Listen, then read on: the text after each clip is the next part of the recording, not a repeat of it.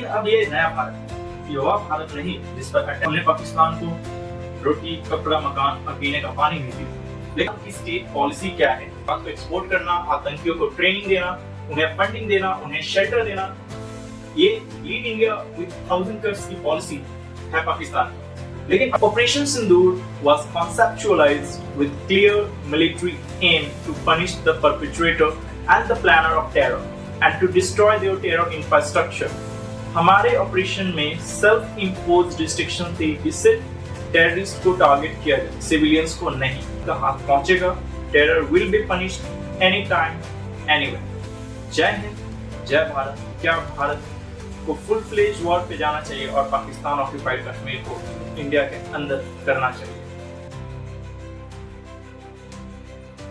नमस्कार, मेरा नाम है चंदन कुमार और आप देख रहे हैं नमस्ते भारत। आज हम बात करेंगे कि ऐसे युद्ध की जिसने हमारे देश के दुश्मनों को उनकी औकात दिखाई। मैं आपका दोस्त, आपका अपना भाई, और आज मिलकर जानेंगे ऑपरेशन सिंदूर के बारे में। वो ऑपरेशन जिसने हमारे वीर सैनिकों की ताकत, हमारे देश की संकल्प शक्ति और हमारी सेना की पराक्रम शक्ति को पूरे विश्व के सामने साबित किया। तारीख 22 अप्रैल 2025, जगह पहलगाम, कश्मीर की वह पवित्र भूमि जहां भक्तों के साथ साथ देश विदेश के पर्यटक आते हैं। उसी धरती पर आतंकियों ने 26 मासूम नागरिकों की हत्या की। मासूम लोगों के खून से रंगीन हुई कश्मीर की धरती धीरे हर जघन्य अपराध की एक हद होती है, हर एक अत्याचार की एक सीमा होती है। पर पाकिस्तान ये बात नहीं समझती। लेकिन अब ये नया भारत, युवा भारत नहीं जिस पर अटैक करके सब चुपचाप निकल जाए।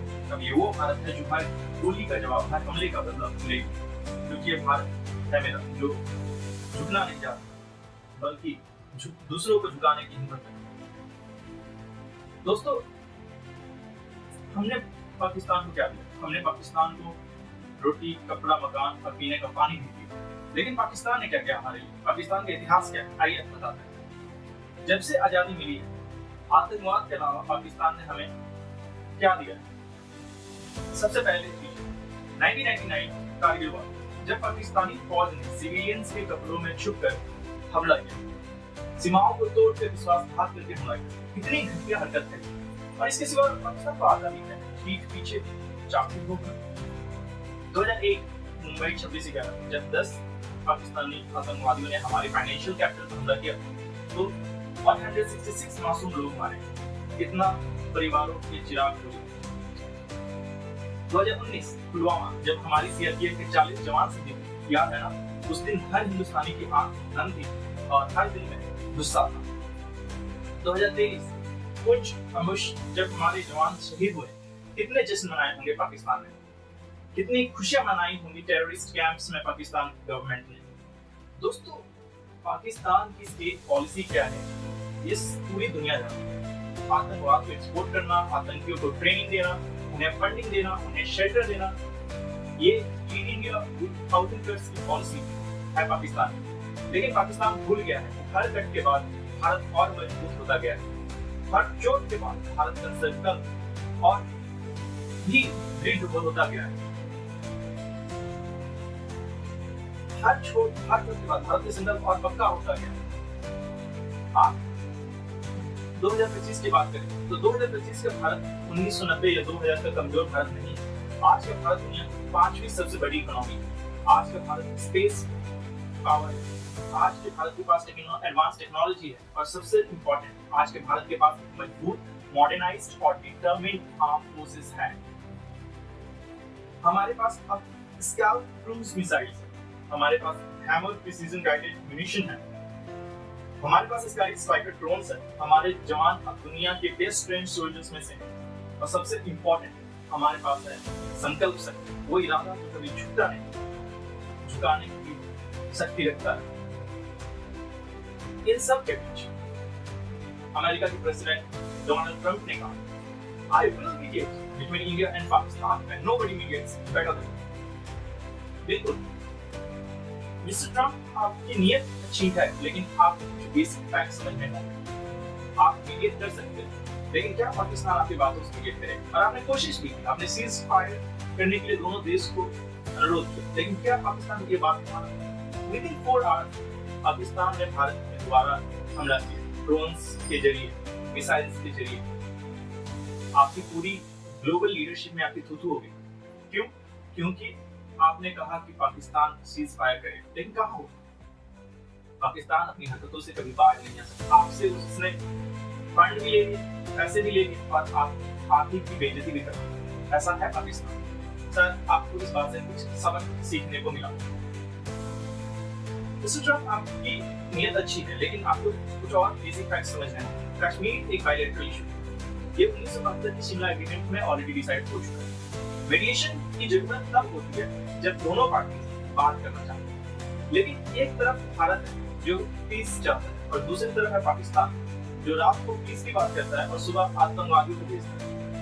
तो कैसे होगा पीस टॉक? कोई भी मीडिएटर क्या करेगा जब एक देश का डीएनए ही टेरर है? और पाकिस्तान इसमें एक्सपर्ट है। पाकिस्तान की पूरी फौज के अंदर ही टेरर। बस जब तक पाकिस्तान टेरर कैंप्स बंद नहीं करता तब तक कोई बात, कोई मीटिंग, कोई मीडिएशन काम नहीं करेगा। अगर असलियत में मदद करना है तो पाकिस्तान पर प्रेशर डालो कि वो टेरर के इंफ्रास्ट्रक्चर को डिसमेंटल करें, क्योंकि talks and the terror can never go together. अब आइए ऑपरेशन सिंदूर की डिटेल्स पर एक नजर डालते हैं। इसकी टाइम में आपको स्क्रीन पे दिख जाएगा। सबसे बड़ा जो है वॉर देखा गया जो कि 1971 के बाद हुआ है। इस ट्राइड सर्विसेज ऑपरेशन में आर्मी, नेवी और एयरफोर्स ने मिलकर 9 टारगेट्स को निशाना बनाया, जिसमें से 4 मेनलैंड पाकिस्तान में और 5 पाकिस्तान ऑक्युपाइड कश्मीर। इन टारगेट्स में लश्कर-ए-तैयबा का नोटोरियस मुरीद के हेडक्वार्टर, जैश मोहम्मद का भवलपुर ट्रेनिंग सेंटर हो या हिजबुल मुजाहिदीन की डेडली कैंप्स शामिल। ये सारे के सारे इस ऑपरेशंस के दौरान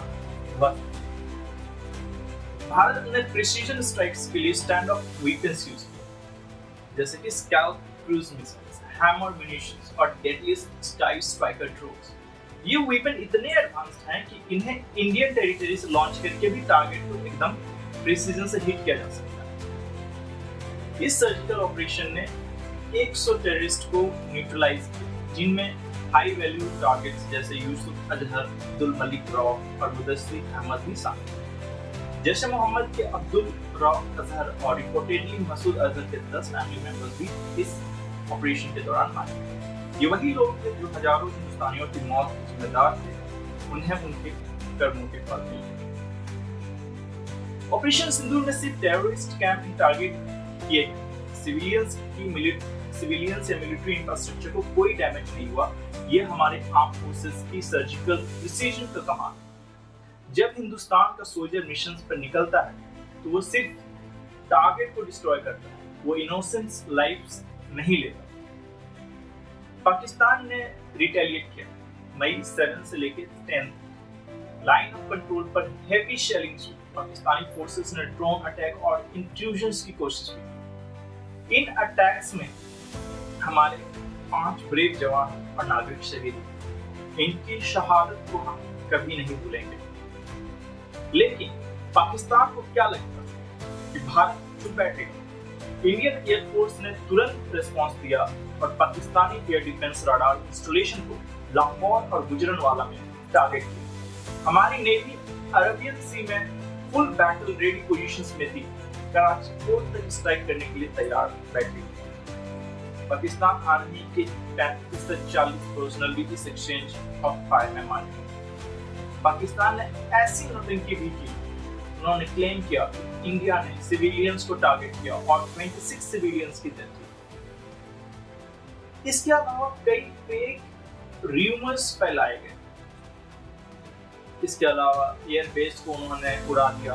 हालांकि सारे के सारे ये झूठ है, बिल्कुल झूठ। पाकिस्तान हमेशा सिविलियन कार्ड चलता है और पहले टेररिस्ट को सिविलियंस के बीच छुपाता है, फिर सिविलियंस कैजुअलिटी का रोना रोता है। कितनी घटिया सोच है। इस बार इंटरनेशनल कम्युनिटी ने पाकिस्तान की उसको औकात दिया।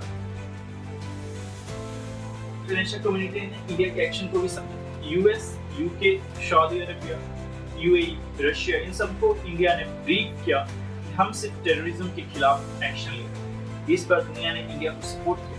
यूके पार्लियामेंट में एमपी प्रीति पटेल ने इंडिया की सेल्फ डिफेंस के राइट को डिफेंड किया। याद करिए 90s का टाइम जब कोई भी टेररिस्ट अटैक होता था और फिर इंटरनेशनल प्रेशर रिस्ट्रेंट का होता था। अब वो पुराना भारत नहीं रहा।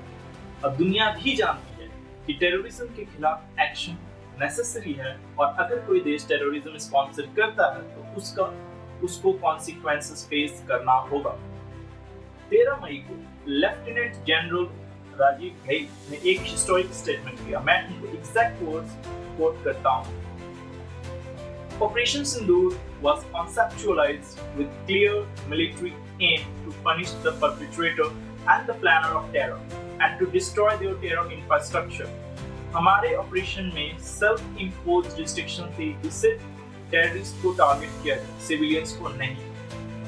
लेकिन मैं ये क्लियर करूं, जब तक पाकिस्तान की धरती से आतंकवाद का साया हमारे मुल्क पर पड़ता रहेगा तब तक हमारे पास ऐसे स्ट्राइक्स का ऑप्शंस हमेशा रहेंगे और हर बार हमला पहले से ज्यादा पावरफुल होगा। पाकिस्तान ये बात अच्छे से समझ ले कि भारत का सब्र मत आजमाओ, क्योंकि जिस दिन भारत का सब्र टूटा उस दिन पाकिस्तान का वजूद खत्म हो जाएगा।